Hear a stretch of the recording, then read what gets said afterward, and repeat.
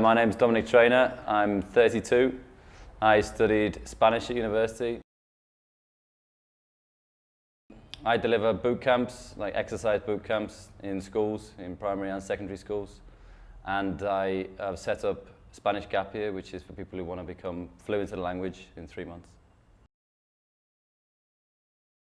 I think the thing that I always wanted languages for was for travel. I always used to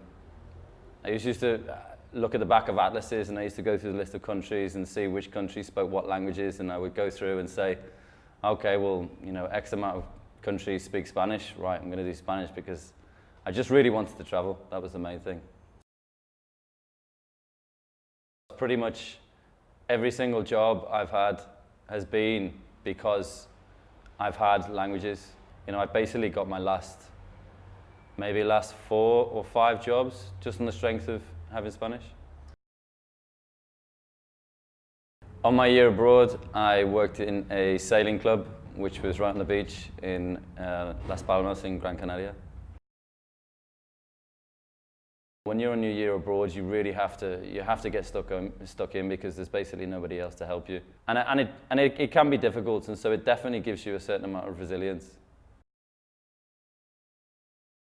If you can be in the situation where you can do a core subject like economics or something like that, but then pick up another 2 languages, that immediately just puts you straight at the top of the pile in terms of when you make job applications.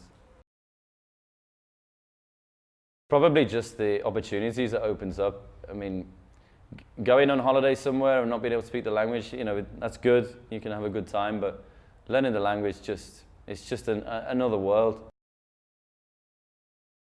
I basically had a surfing accident and a board hit me in the face, and my lips split entirely open, and I was sort of streaming with blood, and I ran along to the local hospital, and I went to the lady on the counter, and she didn't really care.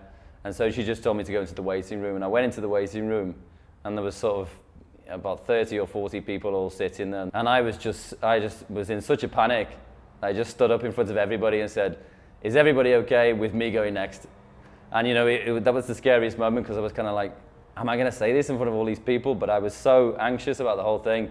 And everyone just turned around, took one look at me, and like blood all over me, and they were just like, "Yeah, no problem." Straight into the doctor's room, and that was it basically.